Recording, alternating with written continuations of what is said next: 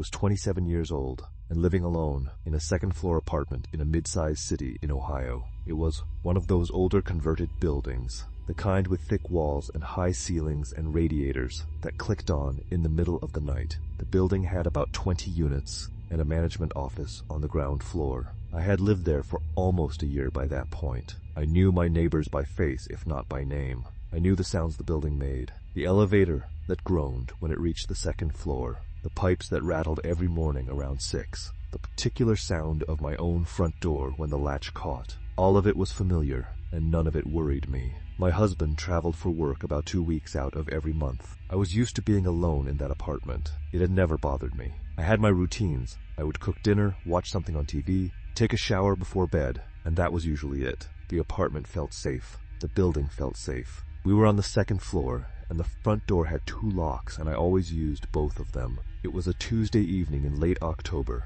My husband had been gone for 4 days and was coming back that weekend. I had worked from home that day, and by the time 6 in the evening rolled around, I was tired in the specific way that comes from sitting at a desk for too long without going outside. I made something simple for dinner, cleaned up, and decided to take a shower before settling in for the night. I left my phone on the bathroom counter. The water took a minute to warm up the way it always did. I got in, washed my hair, stood under the water longer than I needed to, because the pressure was good, and I was tired, and there was no particular reason to rush. Then I heard the front door. Not a knock, not the buzzer from downstairs, the sound of a key being inserted into the deadbolt, the specific mechanical click of it turning, and then the door opening. I went completely still under the running water. My brain ran through every explanation in about 2 seconds. My husband wasn't due back until Saturday. Nobody else had a key to our apartment. I had not given anyone a key.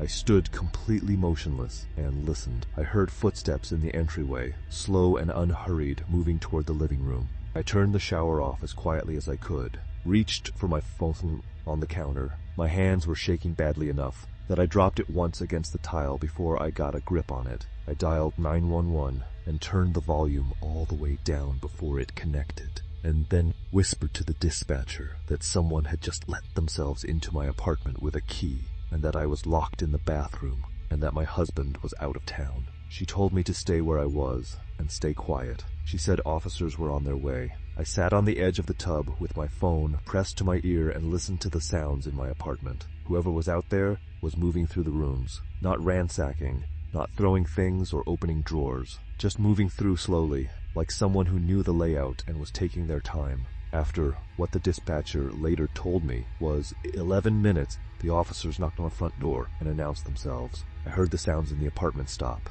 Then the front door opened and closed quickly. By the time officers got the call and reached our floor, whoever had been inside was gone. They searched the building. They found nothing. I came out of the bathroom still in a towel and walked them through what I had heard. One of the officers checked the front door and confirmed there was no sign of forced entry. The deadbolt had been opened with a key. 3 days later, I got a call from the building management company. They told me they had reviewed their access records and their security footage. The building manager, a man I had interacted with dozens of times in the lobby, who had my emergency contact information, who I had once asked to let a maintenance worker into our apartment when we were both at work, had been accessing multiple units in the building on days and evenings when he believed the residents were not home. He had been doing it for months, multiple tenants, including ours. I asked what was being done. They told me he had been terminated. They told me they were sorry. They sent a letter. We moved out the following month. I broke the lease and paid the fee and moved out anyway. I still think about those 11 minutes in the bathroom, about the sounds of him moving through our home, through our things, through the rooms where I slept and ate and lived. Knowing he had a key, knowing he had used it before, knowing I had nodded at him in the lobby and thought nothing of it every single time. Nothing ever came of the police report. He was never charged with anything that I was told about. As far as I know, he got a termination and a reference that left out everything that mattered. I have never once felt fully comfortable in an apartment since.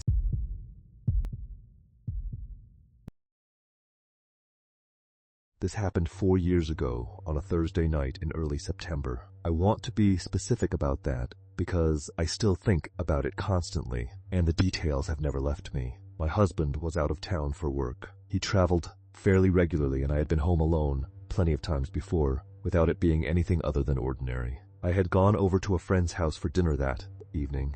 The kind of relaxed weeknight dinner where you eat too much pasta and talk too long and leave later than you planned. I got home a little after 10. Our house is a single-family home in a quiet suburb. Low crime, the kind of street where people leave their garage doors open in the afternoon without thinking much about it. We had a 2-car garage that connected directly to the kitchen. It was my standard way of coming and going when my husband wasn't home because I felt safer not having to fumble with the front door lock in the dark.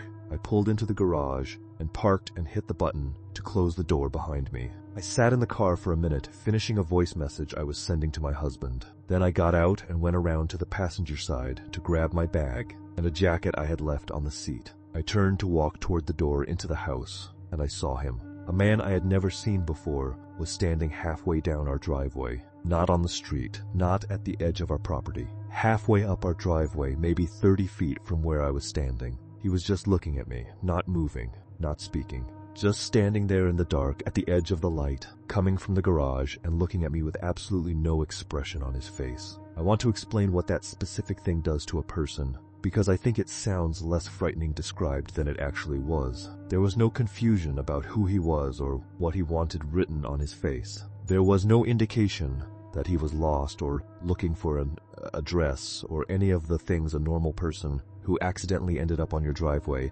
might communicate just through their body language. It was just completely still and completely blank and looking at me, and he clearly knew exactly where he was. I froze. The only thought in my head was the door. The garage door was still open behind me. If I could get inside and get the door closed, I would be okay. I reached back without looking away from him and felt for the button on the wall panel, just inside the garage. I hit it and heard the door start to move. He turned slightly, like he was going to walk back down the driveway. I exhaled. I thought it was over. I turned to go inside. Then I heard the garage door stop. I spun around. In my panic, I had hit the button twice without realizing it. The door had reversed. It was going back up. He was still about halfway down the driveway when it started reopening, and he turned back and looked at it, and then he looked at me, and something changed in his face. He started running. Not walking, running. Full sprint directly at me and at the opening garage door. He was fast, and the door was still most of the way up, and I hit the button twice more and started screaming, and the door started going back down, and he was maybe 15 feet away when it began to close, and I was pressing myself against the wall of the garage, watching the gap at the bottom, smaller and smaller. When the door was about halfway down, I saw his feet. He had stopped just outside the bottom edge of the door, just his feet visible in the gap between the door and the concrete, standing there, completely still. The door kept closing. When it had maybe a foot left, he could have stepped forward. He could have put his foot under it, and the sensor would have reversed it, and it would have gone back up. He knew that. He was standing right there. He could see the sensor strip on the bottom of the door. He didn't move. The door closed. I stood in the garage in the dark for a moment that felt extremely long, and then I ran into the house and locked the door between the garage and kitchen, and then locked the front door, and then went to every window in the house and locked all of them, and then called 911 from the kitchen floor with my back against the cabinets. Officers came and searched the property and the street.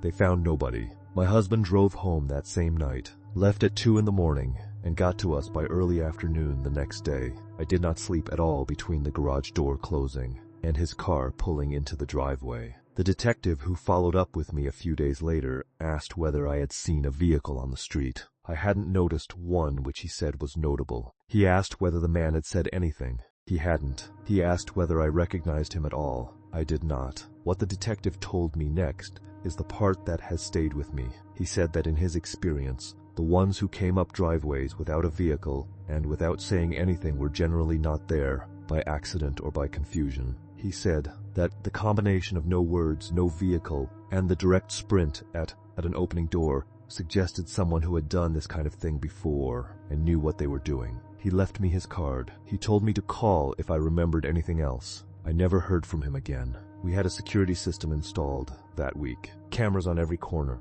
motion lights in the driveway. I have not once pulled into that garage without looking up and down the street first and waiting for the door to fully close behind me before I get out of the car. I have been doing that for 4 years. and I will probably do it for the rest of my life. I still think about his feet at the bottom of the garage door, just standing there, waiting to see if the gap would be enough, and the fact that he chose not to step forward. Not because he couldn't, not because he didn't have time, because he decided not to. I have never been able to figure out what that decision meant.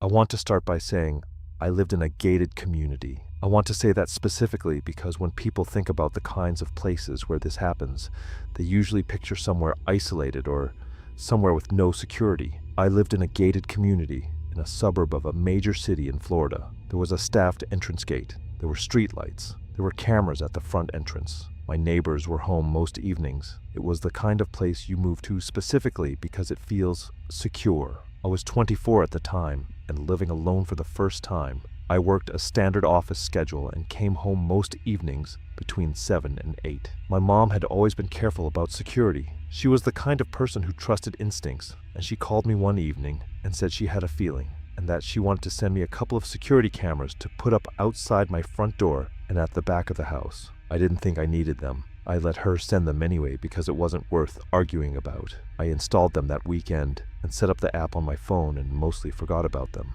The following Tuesday, I was reviewing the footage from the previous night. Not for any particular reason. I was just figuring out how the app worked. I found a clip that had triggered the motion sensor at the camera facing my bedroom window. There was a man standing outside my bedroom window. The timestamp said 11:11 in the evening. The clip was 40 seconds long and he was there for all of it. Just standing in the narrow strip of grass between my house and the fence, looking at the window, my bedroom window, while I was asleep on the other side of it. I called the police immediately. They came and took my statement and looked at the footage and told me to keep my blinds closed. They said to be aware of my surroundings. They said to call if it happened again. One of them said something I have thought about every single day since. He said I should try not to come and go on a completely predictable schedule. I asked him why he was saying that specifically. He looked at the footage timestamp again and then looked at me and said that I had arrived home the previous evening at 11:10. The man had appeared outside my window at 11:11, 1 minute after I got home, 1 minute after my lights would have gone on inside the house. He knew what time I got home.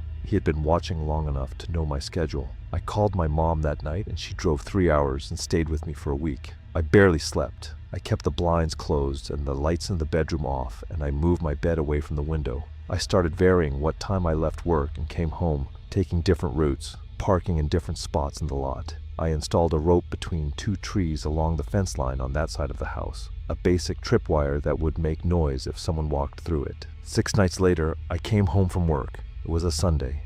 I had stayed late intentionally to break the pattern. I parked the car and came inside and sat on my bed and opened the camera app on my phone. My phone buzzed. Motion detected. Side camera. I opened the clip with my hands shaking so badly I could barely hold the screen. The timestamp was 9:53 in the evening, 8 minutes after I had gotten home.